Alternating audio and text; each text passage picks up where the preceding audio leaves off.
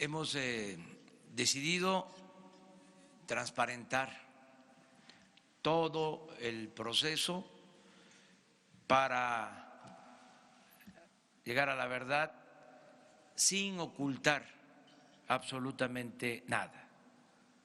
Por eso vamos a estar informando a través de ustedes a los mexicanos, a los ciudadanos de nuestro país. Queremos informar a ustedes que la Procuraduría del Estado está dedicada a la identificación de los restos de las personas que se encontraban en esa área.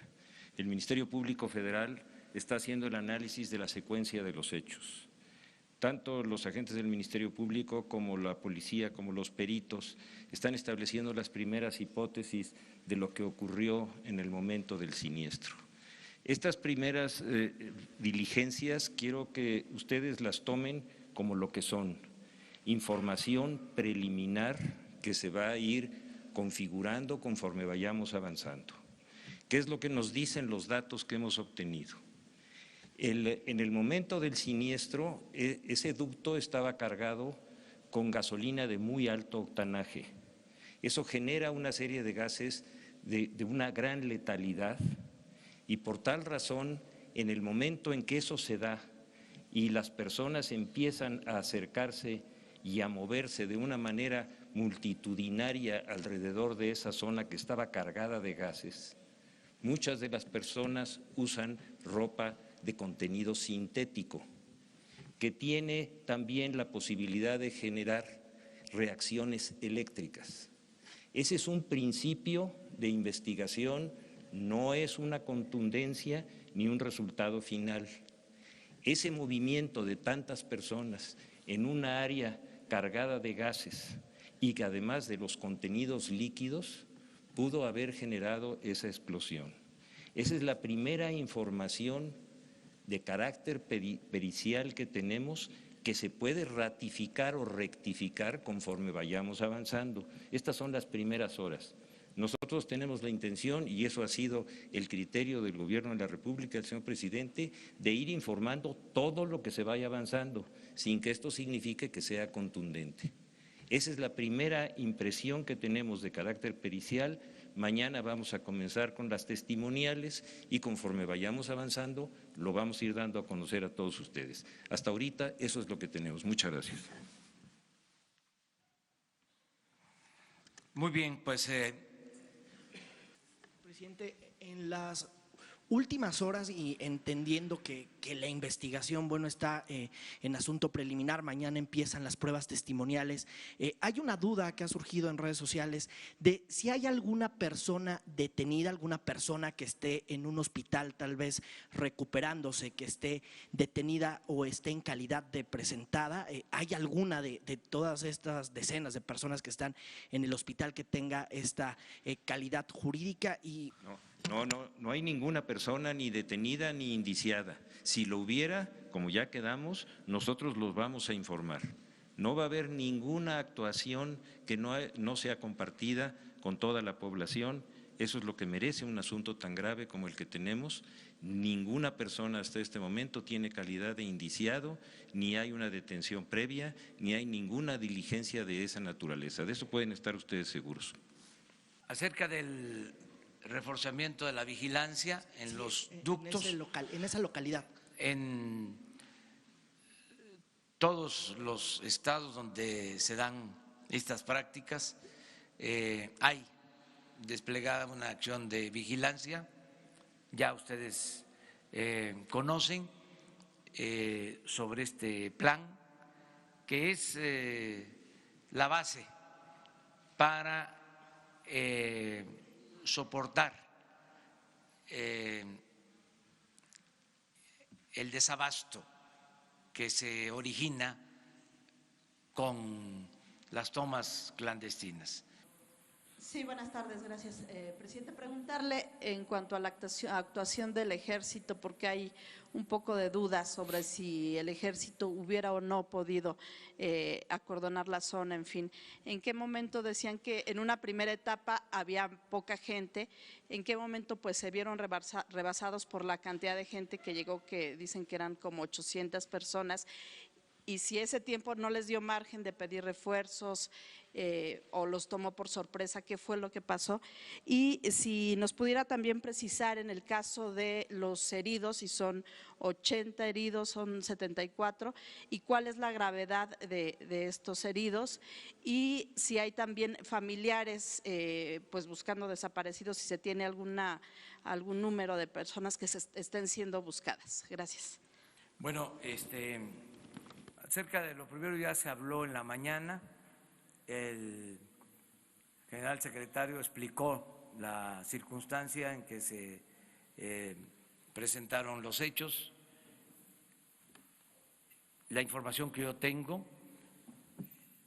que coincide con el reporte que ha presentado la Secretaría de la Defensa, el general Luis Crescencio Sandoval, es de que no era posible detener a las personas, eran muchos y se actuó con prudencia.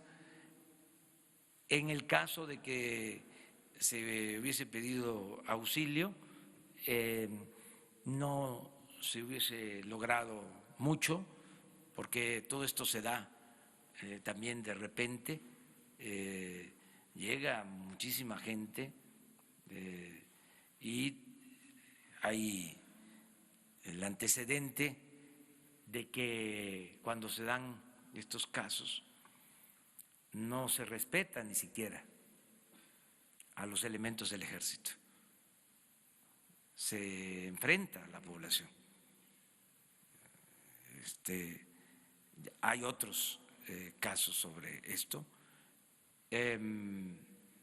Sé que existe esta polémica, ¿no? Respeto ese punto de vista de que por qué el ejército no enfrentó a la población. Yo estoy más por la postura que asumió el ejército, porque nosotros no podemos enfrentar estos actos con medidas coercitivas. No podemos reprimir, o sea, porque el detener significa en un momento dado desatar una represión. Además muy riesgoso, y no se tenían todos los elementos. Es que en un caso de estos, pues hay imágenes en donde es muy difícil poder controlar a la gente. Ahora hay una versión, hay muchas versiones, hay quienes dicen que se anunció que iban a regalar gasolinas. He estado escuchando esa versión. Con todo respeto, pienso que ya es una práctica establecida. Me duele decir que esto se daba con frecuencia, cuando menos de 5 años a la fecha. Por eso los recipientes, y sucede lo mismo en otras partes. Eso no se puede ocultar, eso no significa condenar a la gente. Hay que explicar las circunstancias en que se dan estos hechos, lo que lleva a la gente, lo que empuja a la gente a actuar de esta manera. Pero no es que de repente se corrió la voz, van a regalar gasolina como si fuese la primera vez. No, toda esa zona, y no solo ahí, porque tampoco se trata de estigmatizar un municipio, una región, un estado. Es un problema general. Hay vestigios de tomas clandestinas a lo largo de todos los ductos. O sea, siempre se encuentra. Y eso corresponde investigarlo a la Fiscalía General, pero ahí mismo donde se dio el siniestro, ahí seguramente hay vestigios de tomas clandestinas. Entonces, actuó bien el Ejército. Nosotros hemos dicho siempre que queremos el apoyo del Ejército, lo necesitamos, con el giro que el propio Ejército está dando de atender asuntos de seguridad nacional, pero también asuntos de seguridad interior y de seguridad pública, respetando derechos humanos y con el uso adecuado, correcto, prudente de la fuerza. Yo estoy en eso de acuerdo con la actuación del Ejército, de la Marina, de las Fuerzas Armadas. Siempre he sostenido que el soldado es pueblo uniformado, que no se debe de estigmatizar, y ya el que está portando un uniforme es un represor. No, no es así. Precisar la cifra de heridos y si hay desaparecidos. Tú advertiste de que se habló de 74 heridos y el doctor habló de 80. Esto es lo que tú advertiste, yo también. Le vamos a pedir al doctor que nos explique por qué se tiene esta cifra. Sí, muchas gracias, presidente. Es muy sencillo. 80 son los heridos, los que han llegado a hospitales, y 73 son los que siguen vivos. La diferencia, 7 han muerto en este proceso. Esa es una. Y la otra, de la gravedad. Sé que están con todo el derecho de preguntar, pero los médicos hay cosas que no podemos responder. Si yo tomo en cuenta nada más los 26 heridos, los de 26 jóvenes que están en Hidalgo, hay que tomar para su análisis, señalar que están en Hidalgo porque están en una condición de salud mejor, grave, pero mejor que los que han requerido ser trasladados a la Ciudad de México. Esa es una diferencia que no nos permite, hablando de transparencia y de claridad, decir la mitad o el 60 o números porcentuales que nunca dicen mucho, en términos generales, que digan la mitad de los pacientes están graves, la otra mitad. ¿La mitad de cuáles? Y en este sentido, sí, los de la Ciudad de México que han venido por razones entendibles de mayor gravedad tienen más riesgo tan solo por estar en una unidad de cuidados especiales que ya marca su dificultad de enfrentar ciertas cosas que se hace todo lo posible y que ahora, repito, lo vamos a hacer con un manejo inédito, como deben de ser las cosas cuando se toma una transformación, con la participación de los mejores terapistas o especialistas en este tema de México, y van a ser coordinados por alguien que procede de una institución, que está en una institución sólida en ello, como es el Instituto Nacional de Nutrición.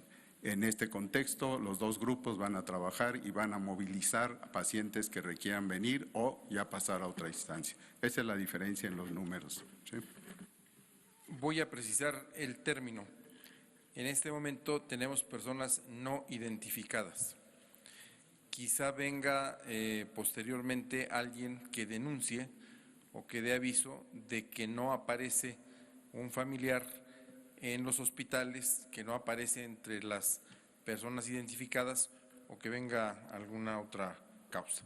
Pero en este momento tenemos personas no identificadas. Gracias. Voy a reiterar las cifras.